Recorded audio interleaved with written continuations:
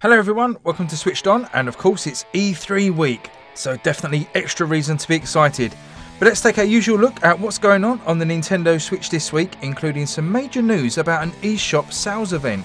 New games wise, releases are looking pretty thin on the ground for the days ahead, most likely due to those publishers not wanting to clash with whatever Nintendo has up their sleeve for Tuesday. There are some brave souls sticking their head above the trenches, so before I get to some E3 bits, let's take a look at a few games due out this week. Okay, first up, I've picked out Radiation City from Atypical Games. This is an open world-ish Fallout-like survival game, and it arrives Thursday and sees you fighting to survive in the nuclear wastelands of Chernobyl, which have become overrun with zombies for reasons. Now, having just finished a superb HBO series, it feels weird to make light of what happened in 1986. But with that, the trailers for this are looking pretty good. It will most likely get ridiculed for being a mobile port, but it was genuinely well received at the time on iPad, and hopefully with some tweaks and the physical controller of the Switch, rather than the tablet's touchscreen, will improve it even further. Now, I'm hoping to have some coverage of this game in the week, so stay tuned for that.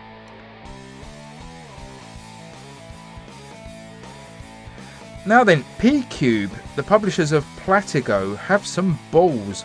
Just 2 weeks before the massively anticipated Mario Maker 2 hits, they are releasing their own 2D platform creation game on the Switch this Thursday. Now this game, or toolkit is probably more accurate, lets you create your own games within it and customise them with a wide variety of styles, graphics, physics and sound, and then play through them.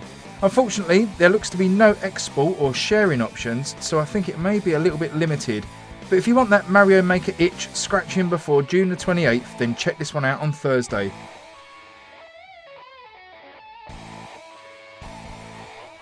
Battleworld's Kronos is getting ahead of E3 and releasing on Tuesday. This turn-based sci-fi strategy game lands on the store from THQ Nordic. Now, originally released in 2013, this game is described as being inspired by traditional hex-based strategy games like Panzer General and of course Advance Wars. With 60 hours of gameplay and a hot seat multiplayer mode, this could be one to revisit for strategy game fans. You're looking at $30 and around about £27 for this one. Okay, all the news this week would of course be dominated by that E3 event in LA, and primary interest to me of course is Nintendo's Direct, which will be airing Tuesday at 9 AM local time and 5 PM for us guys in the UK.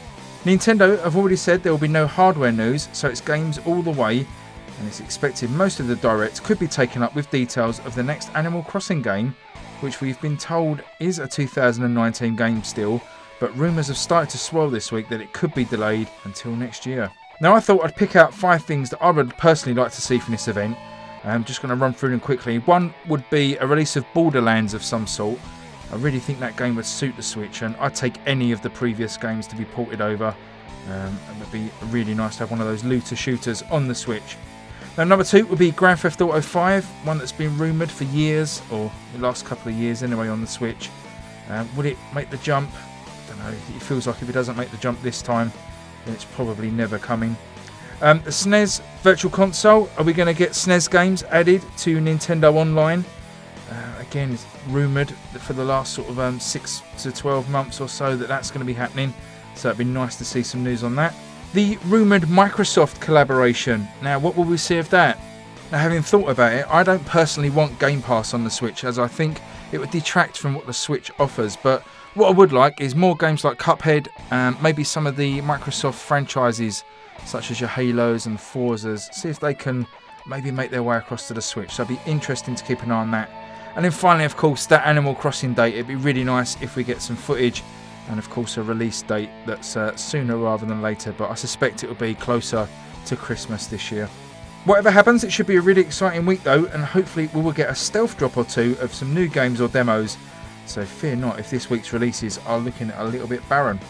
If you love a bargain, then this is one of the golden weeks. Nintendo will be launching an eShop sales event starting on the 11th of June and lasting a week until the 18th, where I imagine we will see a lot of first and second party titles put up for discount. I'd expect something like 30 to 50% on titles like Breath of the Wild, Splatoon 2, Mario Odyssey and Xenoblade Chronicles 2. I would also expect most other publishers on the eShop to jump on the E3 hype bandwagon, So if you're looking to pick up a bargain, then prepare your wallets for this coming week. Now, not much in the way of patch news this week from what I can see. The only major update looks to be for the excellent Trials Rising, which adds and fixes a ton of stuff in its 1.0.5 update. If you know of any other worthwhile patches for a game you own, stick them in the comments below so other people can see them. Right, I've got a number of reviews to upload this week, so please subscribe if you like these videos. And as always, leave me a comment below and let me know your hype level for E3. What are your dream announcements going to be for this week? I'll no doubt be back for some E3 fallout over the next few days, but until then, stay switched on, thanks for watching, and I'll see you in the next video. Bye!